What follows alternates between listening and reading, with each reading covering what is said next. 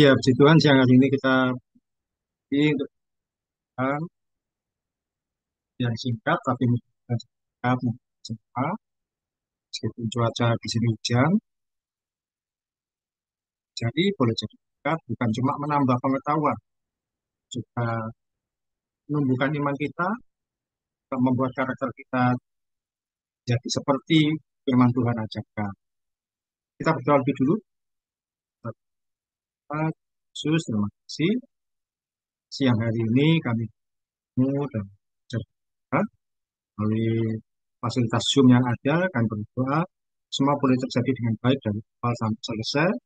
Jaringan yang kami gunakan, fasilitas yang kami gunakan, semua berjalan dengan baik sampai selesai.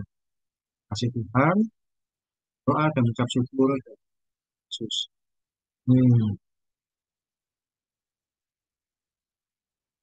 Oke, selamat siang, Nara, selamat siang.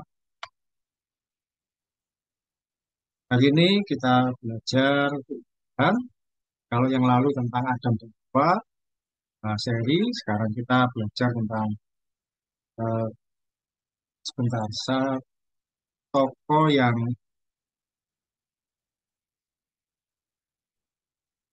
ini mengenal apa tidak. Oke, nah ini ada gambar seorang bawa domba.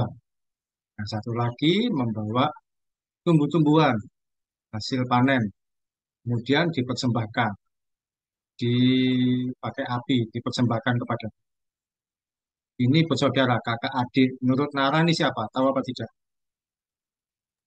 Kain dan Habel. Ya, kalau menurut Cinta, siapa ini?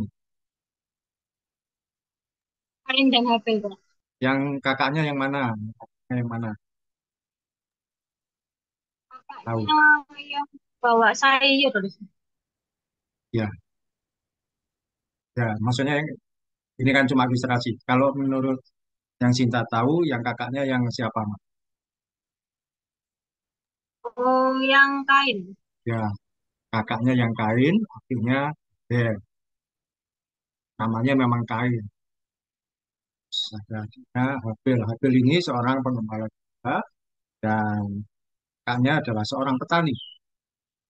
Kain dan Habel merupakan anak-anak dari Adam dan Hawa.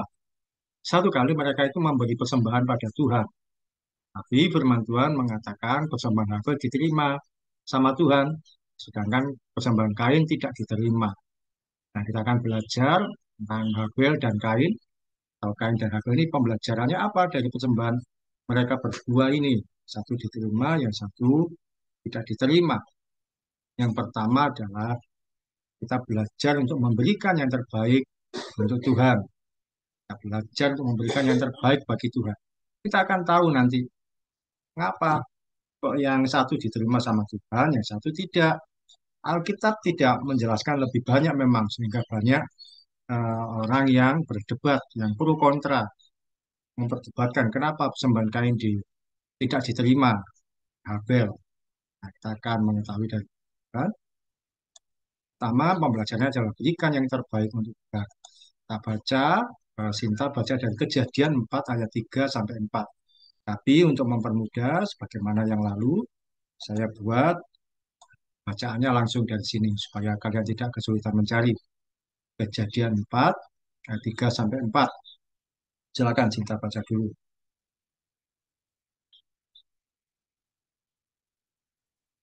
Dari sini. Nah, sini saja belum muncul ya.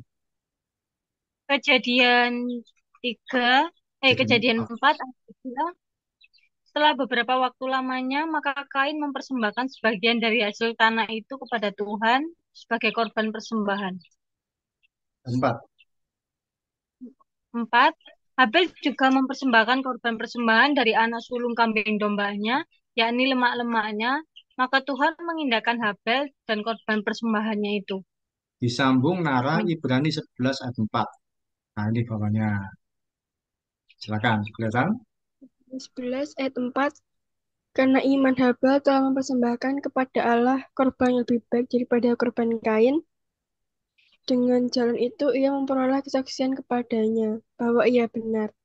Karena Allah berkenan akan akan persembahannya itu dan karena iman ia masih bicara sesudah ia mati. Ya, firman Tuhan menuliskan yang kita pelajari tadi, eh, di situ dituliskan tadi yang sudah dibaca sama Kak Sinta. Setelah beberapa waktu lamanya, maka Kain mempersembahkan apa di situ? Sebagian dari hasil tanah itu kepada Tuhan sebagai korban persembahan. Kata sebagian itu memiliki arti apa adanya. Pokoknya ada dan ya sembarangan saja.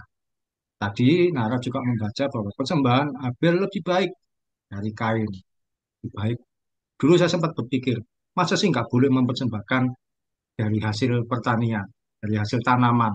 Kan memang Kain pekerjaannya petani, Abel pekerjaannya gembala domba. Masa hanya yang menggembalakan domba yang boleh mempersembahkan, yang pekerjaannya petani tidak boleh. Tapi ya kita tertulis bahwa Kain mempersembahkan sebagian. Arti kata sebagian itu bukan jumlah, tapi artinya apa-apa adanya. Pokoknya ada. Sudah yang pokoknya sembarangan saja. Yang ada apa ya sudah itu yang dipersembahkan. Bukan terkesan sembarangan, terkesan main-main. Sementara Habil mempersembahkan yang terbaik yang dia miliki. Dia memberikan yang sulung dari kambing domba, yang gemuk badannya. Berarti kan firman Tuhan juga menjelaskan. Hal ini yang dipandang kurang berkenan di hadapan Tuhan.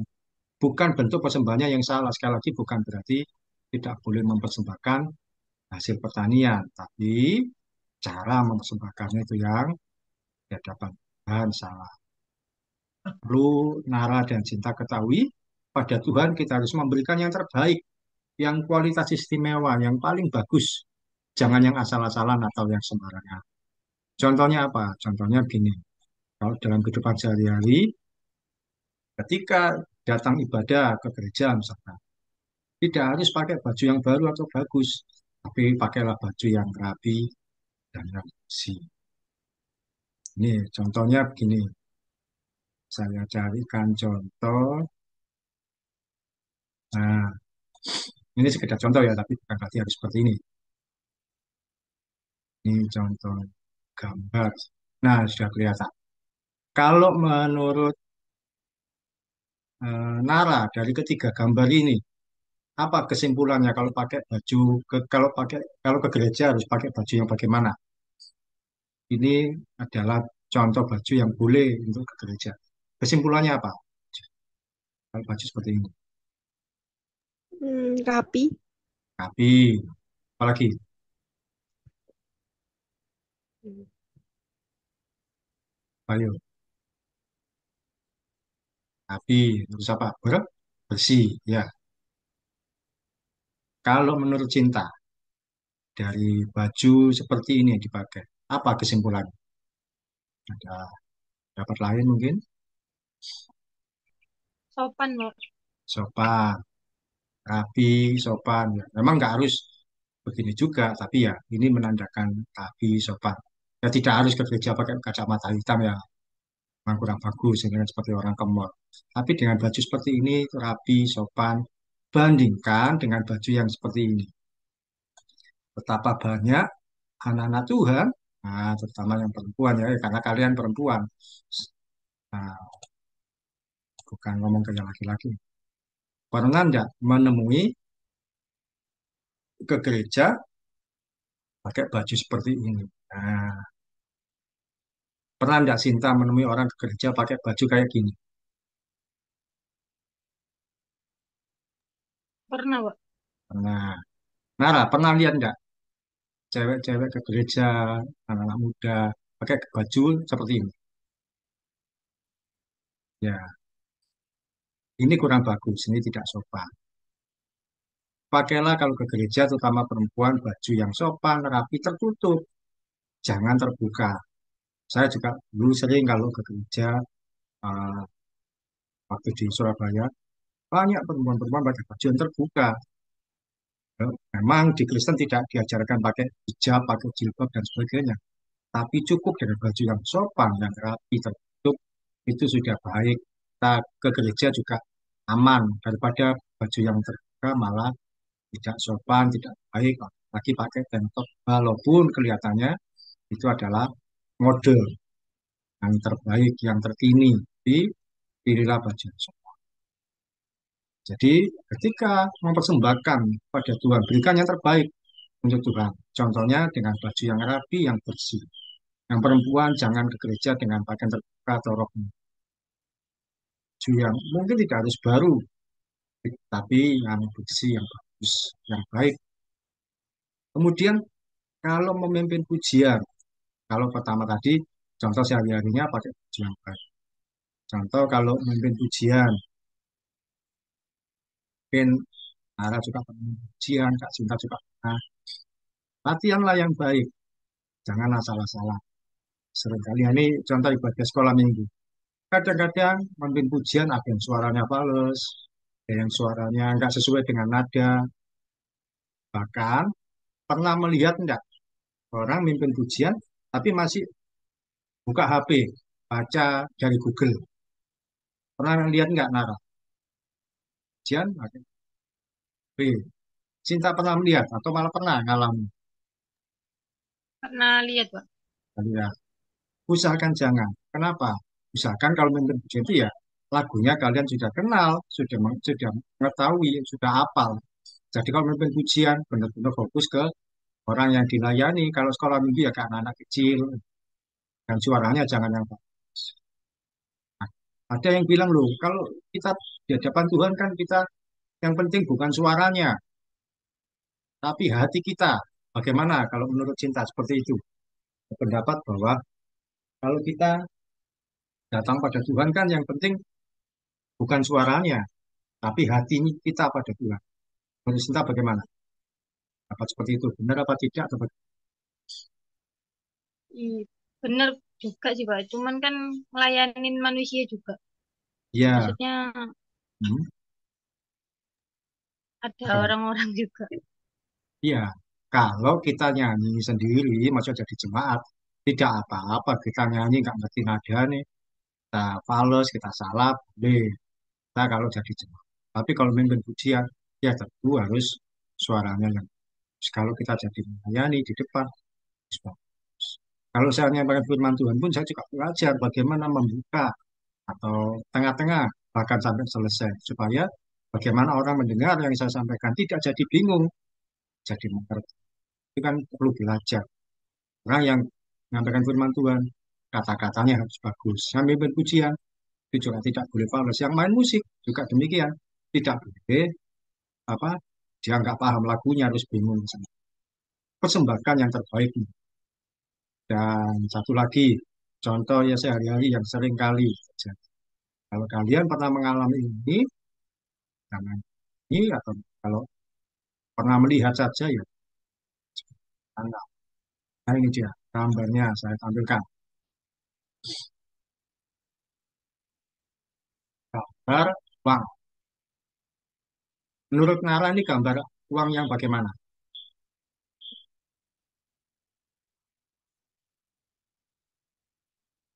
Menurut Nara ini gambar uang yang bagaimana? Jelek. Uang jelek. Pernah enggak tahu orang ngasih persembahan dengan uang yang jelek? Benar. Enggak tahu. Cinta pernah menghitung persembahan di gereja mungkin? Pernah, Pak. Nah, pernah menemui enggak uang-uang jelek kan? Iya, Pak. Menjengkelkan enggak? Atau senang terima uang? Anu, jengkelin, Pak. Kalian juga kalau memberi persembahan usahakan belilah dengan uang yang baik. Sekali lagi bukan nilai uangnya harus besar, tapi kasih uang yang.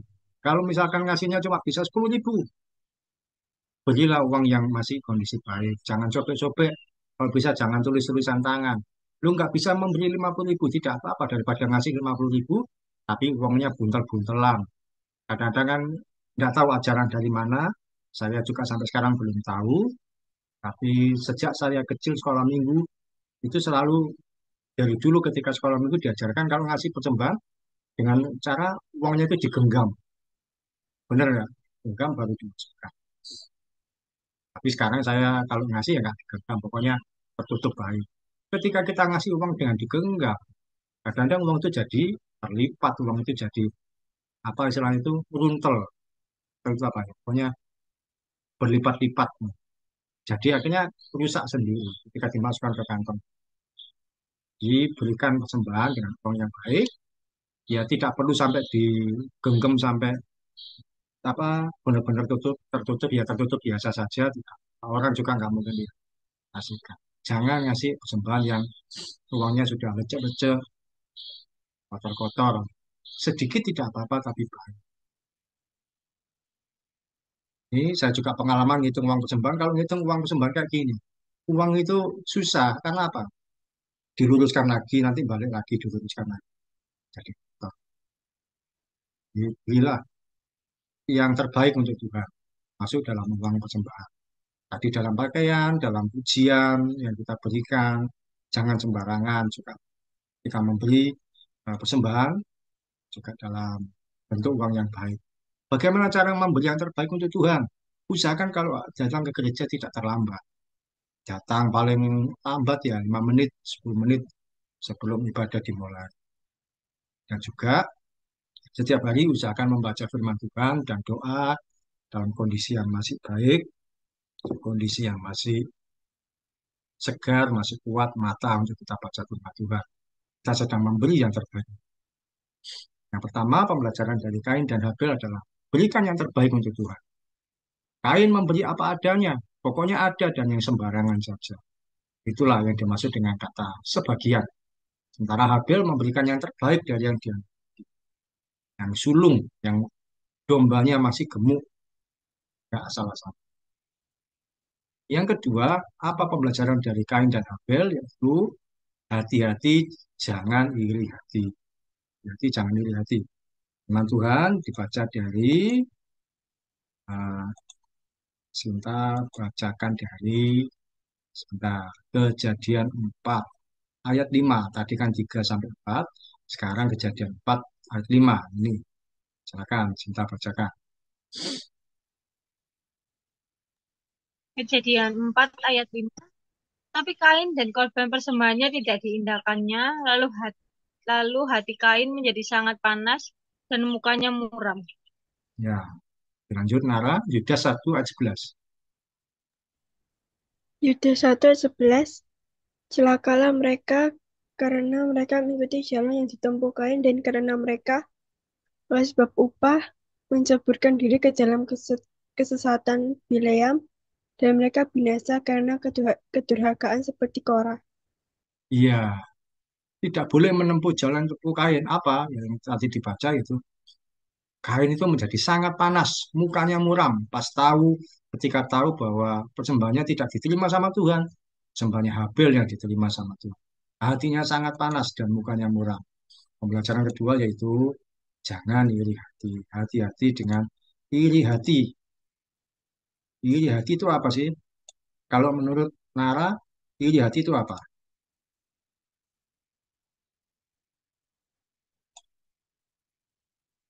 Iri hati itu apa kalau menurut Nara? Cemburu. Cemburu.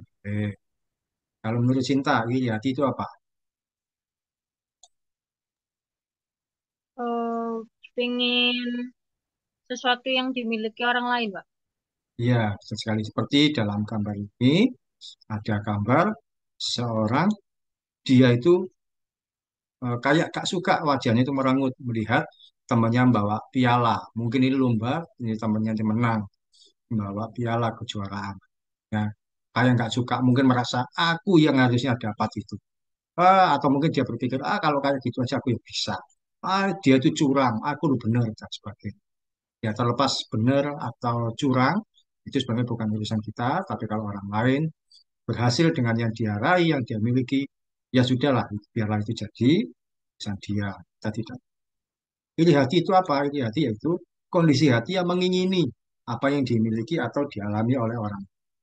Jadi kalau kita mengingini yang dimiliki orang lain, apa yang dimiliki orang lain, kita sedang iri hati. Teman punya HP baru, terus kita kepingin, wah aku pingin, tapi seperti dia. Dengan perasaan yang gak enak, bahkan mungkin menjelek-jelekan teman, dan sebagainya. Kita sedang iri. Atau mungkin ketika teman lain eh, nilainya lebih bagus, kita harus merasa, wah dia itu nyontoh, nyontek, tapi kok bisa jadi bagus nanti. Teman lain pekerjaannya lebih baik dari kita, gajinya lebih tinggi. Kita merasa bahwa apa dia itu ya memang dibantu orang dalam dan sebagainya. Kita sedang Kain itu marah, ya tidak terima terhadap perlakuan Tuhan kepada adiknya Habel. Dia iri perlakuan Tuhan pada adiknya. Dia iri sehingga dia sampai akhirnya apa? Eh, Melakukan kejahatan. Semestinya kalau dia bisa mengoreksi diri, dia bisa mengevaluasi di mana kesalahan saya, di mana kekurangan saya. Kemudian di kesempatan berikutnya dia bisa memperbaiki diri. Tapi apa yang terjadi? Ah, Kain tidak mengoreksi diri. Nah, dia lakukan apa? Dia marah sama adiknya, dia iri sama adiknya, dia menyalahkan adiknya. Sampai di gambar ini, Kain yang di belakang, dia ngangkat batu, dia mau memukul adiknya dengan batu. Yang terjadi apa? Adiknya Habel ini dipukul dengan batu sampai dia akhirnya mati. Tadi dibaca oleh Nara, bahkan Habel berbicara sekalipun dia sudah mati. Artinya apa? Darahnya itu yang berteriak kepada Tuhan karena dia dibunuh sama kakaknya. Iri hati itu bisa dengan cara apa? Melihat orang lain berhasil, kita tidak suka. Orang lain punya barang yang lebih baik dan mahal, kita kepingin. Atau tadi dikatakan arah cemburu. Iri kalau orang lain punya kedudukan yang lebih baik dan merasa dirinya bisa melebihi. Orang yang iri hati biasanya suka membicarakan orang lain dan berusaha mencari kelemahan, bahkan merancangkan kejahatan pada orang. Orang lain punya apa yang lebih bagus, kita iri. Padahal kita tidak punya uang untuk membeli seperti yang dia tuh. Orang lain pergi kemana-mana, kita iri. Kok dia bisa ke sana sini? Tapi padahal kita nggak punya uang yang cukup untuk ke sana sini. Uangnya yang cukup untuk saya. Belajarlah untuk menerima kondisi yang ada, mengucap syukur untuk situasi yang kita terima, karena bisa jadi Tuhan mau mengajar kita untuk apa? Bersyukur dalam segala keadaan. Iri hati hanya menyebabkan hati kita sakit. Dan kita pun tidak mengalami kemajuan. Hanya iri terus. Iri hati tidak membuat kita jadi semakin baik. Tapi bisa kita berbuat yang lebih baik, meningkatkan diri, berprestasi sebaik mungkin. Sekalipun pekerjaanmu hanya biasa. Sekalipun nilai-nilaimu hanya biasa-biasa. Sekalipun keuanganmu nggak baik. Tapi kita bisa berbuat yang lebih baik dari yang ada pada kita. Oke, dua pembelajaran kita hari ini yaitu yang pertama, eh, berikan yang terbaik untuk Tuhan. Jangan yang setengah-setengah, jangan apa adanya, jangan sembarangan. Yang kedua, jangan iri hati. Karena iri hati itu bisa membuat orang gelap mata, emosi, dan marah-marah. Hanya sebenarnya karena iri hati. Kalau mau melakukan sesuatu, berpikir resikonya. Jangan mengedepankan emosi. Apalagi hanya karena iri. Lihat orang lain punya barang yang lebih baik, berhasil, dan sebagainya. Nah, poin terakhir untuk sharingnya, bagaimana cara Nara dan Cinta kemudian memberikan yang terbaik untuk Tuhan dalam hidup. Contohnya bisa melalui datang ke gereja tidak terlambat, tidak lupa berdoa, atau mungkin selama ini kalau ke gereja berusaha pakai baju yang baik, atau setiap pagi berdoa buat keluarga dan sebagainya. Bagaimana cara kalian memberikan yang terbaik untuk Tuhan dalam hidup? Ya, menurut Nara dulu, bagaimana caramu memberikan yang terbaik untuk Tuhan dalam hidup?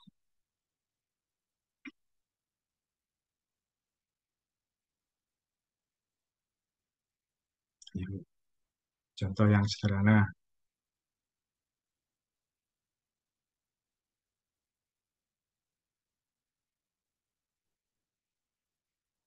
baca firman Tuhan setiap hari, tidak ketinggalan, juga contoh yang baik. Bagaimana menurut Baca Nara? Alkitab, Apa? baca Alkitab. Nah, kita bisa balik. Puji Tuhan. Menurut Cinta, bagaimana kamu berusaha memberi yang terbaik untuk Tuhan?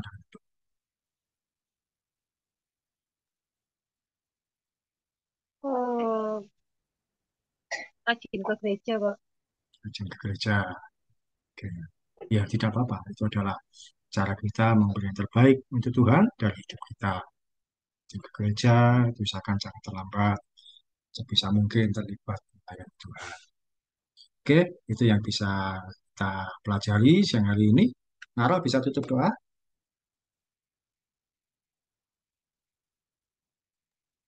Mari kita berdoa. Tuhan Yesus, kami baru saja menyelesaikan komsel pada hari ini, dan setelah lagi kami akan melanjutkan aktivitas kami masing-masing. Dalam Tuhan Yesus, amin.